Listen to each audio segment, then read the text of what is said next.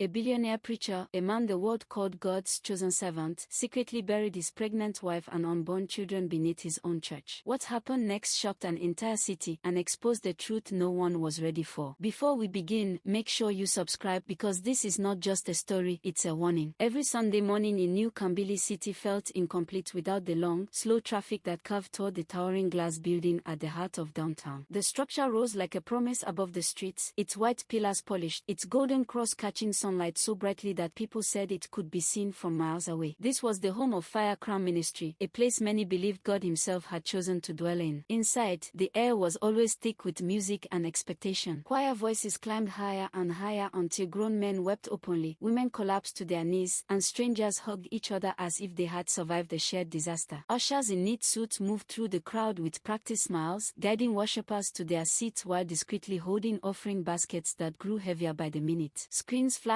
testimonies of healing and sudden wealth, and each story ended the same way, with gratitude, applause, and the name of the man everyone had come to see spoken like a prayer. To most of the city, this church was not just a building. It was proof that faith could lift a person from nothing to everything. When Pastor Elikana finally stepped onto the stage, the room shifted. He did not rush. He walked slowly, confidently, dressed in a perfectly tailored suit that never looked repeated, never looked cheap. His voice was calm, warm, almost intimate, even in a hall that seated thousands. He spoke of sacrifice and obedience, of seed sown in faith that would return as harvest of abundance. People leaned forward as if afraid to miss a single word. They believed his wealth was evidence of divine favor, not something to question. They saw his private jet, his armored cars, his sprawling estate on the edge of the city, and they nodded in agreement. This is what happens when a man truly walks with God. Children were lifted onto shoulders when he prayed, the sick were brought closer to the stage, and when he laid hands on them, cameras zoomed in to capture tears, trembling, and carefully framed miracles. In those moments, doubt felt almost sinful. No one asked how donations vanished into accounts no one could track, or why church land deals multiplied faster than the prayers. Faith, after all, did not require explanations. It required belief. Beside him, almost always half a step behind, stood Mora. To many, she was simply the pastor's wife, soft-spoken, graceful, glowing with pregnancy, a symbol of blessing and stability. But behind her gentle smile lived a mind that did not rest easily. Carrying twins had sharpened her senses, made every sound louder, every silence heavier. She noticed the details others ignored, the late-night meetings that were never mentioned during sermons, the files locked away in Elikana's private study, guarded not by scripture but by passwords and security codes, the men who came and went through side entrances, faces hard, eyes empty of worship. At first, Mora told herself she was overthinking. She had grown up in faith, had learned to trust that God walked through imperfect people. Yet the numbers she glimpsed by accident, on bank statements left open too long, on contracts signed with shaking urgency, did not match the language of charity and miracles preached from the pulpit. The money was too clean, too large, too fast. At night, while Elikana slept, she lay awake with one hand on her stomach, feeling the slow, steady movements of the children inside her, wondering what kind of world they were about to enter. The more she watched, the harder it became to stay silent. Mora began to sense that the church did not merely stand on holy ground, but on something buried deeper, heavier, and unresolved. She noticed how Elikana's tone changed when they were alone, how scripture turned sharp in his mouth whenever she asked gentle questions. "You must not doubt the work of God," he would say, smiling without warmth. "The enemy uses curiosity to destroy faith." Those words followed her through the halls of the church, echoing louder each time she passed the sealed doors beneath the altar, doors no one spoke about but everyone avoided. There was a pressure in the air there, a stillness that felt unnatural. Mora began to understand that her discomfort was not weakness, it was a warning. And as the city continued to praise her husband as a living miracle, she stood quietly at his side, realizing that the greatest lie was not spoken from the stage, but hidden beneath it, waiting for someone brave enough to look down and ask where the blessings truly came from. The realization did not arrive all at once. It settled into Mora slowly, like dust after a collapse, covering everything she once believed. After that night near the sealed doors beneath the altar, she could no longer pray the same way. Her lips still moved during services, her hands still folded politely, but her mind stayed alert, watching, counting, remembering. She began to notice how often Pastor Elikana disappeared after midnight, how certain calls made him leave the bedroom without explanation, how his security detail doubled whenever large sums were collected. In New Kambili City, people said success attracted enemies, but Mora knew fear when she saw it. It lived in the way her husband checked locks twice, in the way he flinched when unexpected footsteps echoed in the hallway. Carrying twins made her body heavy, but her her thoughts were sharper than they had ever been. She felt responsible now, not just to herself, but to the lives growing inside her. If something was wrong, she needed to understand it before it swallowed them all. She started small, careful not to draw attention. When Elkanah left documents open on his desk, she memorized figures instead of touching them. When envelopes arrived without church seals, she noted names and addresses before handing them over. At first, nothing made sense. Donations were listed, but they flowed through layers of accounts that led nowhere public. Properties were purchased in the church's name, then quietly transferred to private holdings. Charity funds were moved offshore, labeled as mission support, yet no missionaries ever returned with stories. The deeper she looked, the clearer the pattern became. This was not faith-driven success. This was control, exploitation, and laundering disguised as divine favor. Every discovery tightened something in her chest. She wanted to believe there was an explanation she had missed, a truth that would restore balance. But the numbers did not lie, and neither did the quiet dread that followed her through the halls of Fire Crown Ministry like a shadow that refused to fall behind. Elkanah noticed the change before she realized it herself. He began asking where she went during the day, who she spoke to, why she seemed tired all the time. His concern sounded loving, but his eyes searched her face too closely. When she asked him, carefully, about a transfer she did not recognize, his smile tightened. He quoted scripture about trust between husband and wife, about obedience, about the dangers of questioning God's anointed. The words felt rehearsed, sharpened over time to cut without drawing blood. Mora tried to explain that she was not accusing him, only seeking clarity. He listened without interrupting, then placed his hand firmly over hers and told her doubt was the first step toward destruction. That night, she cried quietly, turning her face toward the wall so he would not see. For the first time since their marriage, she felt alone beside him. Fear changed her habits. Mora began keeping a diary, hidden beneath loose floorboards in her dressing room. She wrote dates, amounts, names, and conversations, forcing herself to be precise even when her hands shook. Writing became the only place she could tell the truth without being interrupted. She recorded how Elkanah's sermons had shifted, how forgiveness and sacrifice were mentioned more often, how enemies were described as people who looked loving but carried betrayal in their hearts. She wrote about the underground spaces, the sealed doors, and the unease they inspired in everyone except him. Sometimes she paused, resting the pen against her belly, feeling the twins move as if reacting to her fear. Those moments strengthened her resolve. If something happened to her, she wanted proof to exist somewhere, something solid enough to speak when she could not. The confrontation came not as an explosion, but as a quiet breaking point. One evening, as rain tapped softly against the windows, Mora told Elkanah she knew the money was not clean. She did not raise her voice. She did not accuse him of crimes. She simply said she could no longer pretend ignorance, and that if he did not stop, she would tell the truth herself. For a long moment, he said nothing. Then his expression changed, not into anger, but into something colder, calculating. He reminded her of everything he had given her, of the life they lived, of how easily the public turned on women who spoke against powerful men. He spoke of reputation as if it were life itself, something worth any sacrifice. When she insisted she would not protect a lie, his voice dropped, and he told her that some truths destroyed more than they saved. That night, as she lay awake listening to his breathing beside her, Mora understood that she had crossed a line that could not be uncrossed. And somewhere beneath the church, beneath the polished floors and raised hands, something waited for its moment to be used. That understanding followed Mora into the following days like a quiet echo she could not outrun. Elkanah became attentive in a way that felt deliberate, almost rehearsed. He brought her fruit in the mornings, asked about the twins with a softness that would have comforted her once, and prayed over her belly longer than usual, his hand lingering as if to reassure himself rather than her. To anyone watching, they looked like a devoted couple preparing for a new chapter. In New Kambili City, rumors of their closeness spread just as quickly as the church's announcement of a special overnight service. Elkanah called it a holy night of expansion, a sacred gathering meant to bless the next phase of the ministry. The flyers promised deep prayer, unity, and revelation. The congregation welcomed it eagerly, unaware that the word expansion meant something very different behind closed doors. Mora felt the weight of that word press into her chest each time she heard it spoken aloud. Preparations for the night unfolded with unsettling efficiency. Construction teams moved through the church after hours, their work explained away as routine maintenance. Heavy equipment was brought in through side entrances, always under Elkanah's direct supervision. When Mora asked what was being built, he told her it was a foundation reinforcement, necessary for growth, and kissed her forehead before she could ask more. She noticed the way the sealed doors beneath the altar were now guarded constantly, the way security grew tense whenever she walked too close. At night, she returned to her diary, writing faster, with urgency she could no longer hide from herself. She wrote about the holy night, about the fear-calling tighter in her stomach about the twins who kicked restlessly as if sensing danger. For the first time, she considered leaving, but the thought of exposing Elkanah without evidence strong enough to protect her stopped her cold. She needed one more moment of clarity, one undeniable truth. She did not know she was already standing inside his plan. The night arrived dressed as celebration. The church glowed with lights, candles lining the aisles, worship music rising and falling like waves. Thousands filled the hall of Fire Crown Ministry, their voices merging into a single sound that shook the walls. Elkanah preached with unusual intensity, speaking of Abraham's obedience, of sacrifices that unlocked destiny, of trusting God even when the path led through darkness. People shouted in agreement, some crying openly, others swaying with closed eyes. Behind the stage, Elkanah sent word for Mora to join him in prayer below the altar, telling her it was safer there, quieter, a place where they could ask God for protection for their children. Her instinct screamed, but she followed him anyway, convincing herself that fear alone could not dictate truth. The worship above grew louder as the doors closed behind them, the sound muffled but constant, like a heartbeat she could not escape. The room beneath the church was smaller than she expected, the air thick and unfinished. Fresh concrete lined the walls, still damp, the smell sharp and suffocating. Before she could speak, Elkanah turned to her with an expression she had never seen so clearly. There was no anger, no regret, only resolve. He told her she had forced his hand, that her silence would have protected them both. When she reached for him, pleading not for herself but for the children, he stepped back. The door closed. Lock slid into place. Her cries were swallowed by the sound of worship above, by drums and raised voices praising God. In the darkness, Mora pressed her palms against the door until her strength failed. She screamed until her throat burned, until fear turned into raw disbelief. The concrete was poured quickly, sealing the space inch by inch, cutting off light, air, and hope. Above her, the congregation sang louder, unaware that a life was being buried beneath their feet. Morning came as if nothing had happened. Elkanah stood before the church, eyes red, voice trembling, announcing a tragic accident. He said Mora and the unborn twins had been taken by God, that their deaths were a mystery meant to test faith. The city mourned with him. Candles were lit. Tears were shed. A funeral was held without a body, justified by the urgency of honoring them quickly. People praised Elkanah for his strength, for continuing to preach despite unimaginable loss. Beneath the altar, in the darkness no one questioned, Mora still breathed. Time lost meaning as she fought panic, counting breaths, pressing her ear to the concrete as if the word might answer. For 2 days, she waited for rescue that never came, unaware that the man who had promised to protect her had already convinced the world she was gone. The days that followed settled into a cruel rhythm. Beneath the altar, in a space never meant for living, Mora clung to consciousness with a determination born from love and terror. The air grew heavier with each passing hour, the darkness pressing against her eyes until she could no longer tell whether they were open or closed. She spoke to her unborn children in whispers, promising them stories, promising them safety she could no longer provide. When her voice failed, she traced shapes on the concrete with trembling fingers, counting seconds, then minutes, then losing count entirely. Hunger arrived quietly, followed by thirst that burned more than fear. At some point, she realized no one was coming. The worship above continued, muffled but persistent, as if fate itself had chosen to look away. In those final hours, she wrote on the wall with whatever strength remained, carving words into the damp surface so they would outlast her breath. Above her, in New Kambili City, life moved forward. The pastor's grief became a symbol of endurance. His sermons grew sharper, more desperate, filled with warnings about betrayal and unseen enemies. No one noticed the faint smell that began to rise from the altar weeks later, dismissed as plumbing issues or old construction materials. The truth stayed buried, but it did not stay quiet. Months passed, and the church began to change in ways people could feel but not explain. Night prayers became tense, punctured by moments of sudden silence when the sound system failed without warning. Choir members complained of hearing cries during rehearsals, soft at first, then unmistakably human. Children refused to sit near the altar, clinging to their parents and pointing at nothing, insisting something was wrong there. Elkanah dismissed it all as spiritual attacks, proof that the ministry was advancing and drawing resistance. But the strain showed on him. Sleep abandoned him completely. When he did close his eyes, Mora appeared, not accusing, not screaming, only standing still and pointing downward, her face hollow, her silence heavier than any curse. He doubled security, ordered longer fasts, preached about blood sacrifice and forgiveness with an urgency that unsettled even his most loyal followers. In the halls of Fire Crown Ministry, whispers replaced certainty. People who once came expecting miracles now came with unease sitting in their chests, unable to explain why the air felt thick, why prayers no longer brought comfort. The storm arrived without ceremony. Rain fell for days, relentless, soaking the ground until the earth beneath the church weakened and gave way. A section near the altar collapsed during the night, cracking open what had been hidden for so long. Authorities were called, initially to assess structural damage. What they found instead stopped the investigation cold. Behind the broken concrete lay a chamber that should not have existed, sealed and concealed with deliberate care. Inside were remains, unmistakable and horrifying, along with a small, water-stained diary wrapped in cloth. As officers read, the story unfolded in Mora's careful handwriting, numbers, dates, warnings, fear, and love for children who never saw daylight. Forensic reports later confirmed what no one wanted to believe. She had lived for 2 days after being buried, long enough to write a final message on the wall. When the words were revealed in court, "God sees everything," the room fell into a silence deeper than prayer. Elkanah's sermons, his wealth, his miracles collapsed in that moment, stripped of meaning. The city that once lifted him as proof of divine favor watched him led away, finally understanding that some truths, no matter how deeply buried, rise when the ground can no longer hold them. The silence that followed the courtroom revelation did not fade quickly. It lingered over New Kambili City like a fog, heavy and uncomfortable, forcing people to confront what they had once celebrated without question. News channels replayed the details endlessly: the hidden chamber, the diary pages stained by time and damp, the forensic timeline that confirmed Mora's final hours were spent alive, conscious, and hoping. Former church members sat in their homes watching those reports with faces hollowed by disbelief. Many remembered moments they had dismissed: the strange smells, the crying sounds, the sudden changes in sermons. Each memory now felt like a personal failure. Outside the courthouse, crowds gathered not to protest, but to stand in stunned quiet. Some prayed aloud, others wept, and a few shouted in anger, not at the system, but at themselves for believing so easily. Faith had not vanished, but it had been wounded, stripped of its innocence. For the first time, people began to ask whether belief without accountability was faith at all, or simply fear dressed as devotion. The trial itself unfolded like a slow unraveling of a carefully woven illusion. Prosecutors laid out the financial crimes alongside the murder, showing how greed and control had grown side by side. Former staff members of Fire Crown Ministry testified about secret meetings, restricted areas, and others they had followed without understanding. Experts explained how the chamber beneath the altar had been deliberately designed and concealed, how worship noise would have masked any sound from below. Elkanah sat through it all with a stillness that no longer inspired confidence, his once commanding presence reduced to a man trapped by his own choices. When the diary was read aloud, Mora's voice seemed to fill the room, calm, precise, determined to leave truth behind even when hope was gone. The defense tried to argue madness, pressure, spiritual obsession, but the evidence was too complete, the timeline too clear. When the verdict was delivered, there was no outcry, no dramatic collapse. Elkanah simply closed his eyes, as if finally acknowledging a reality he had tried to bury. Sentencing followed swiftly. Wealth was seized, properties reclaimed, and the image of a billionaire preacher dissolved into that of a convicted murderer, exposed not by enemies, but by the woman he tried to silence. In the months that followed, the church building was closed, then slowly dismantled, brick by brick, until the ground beneath it was bare. No new structure rose in its place. The city chose to leave it open, a quiet reminder rather than a replacement. People walked past it differently, with lowered voices and thoughtful expressions. Mora's story became a warning told carefully, not as gossip but as truth earned through suffering. Her diary was archived, her final words preserved, not as a curse but as a testament. Parents held their children closer. Congregations across the city began demanding transparency, asking questions they once avoided. Faith did not disappear, but it changed shape, learning humility where pride once stood. And though Elkanah would spend the rest of his life behind walls that could not hear prayers, Mora's message traveled far beyond the courtroom, beyond the ruins of the church, settling into the collective memory of the city. God had seen everything, just as she wrote. And in the end, it was not thunder or fire that brought the truth to light, but patience, endurance, and the quiet refusal of the buried to stay silent.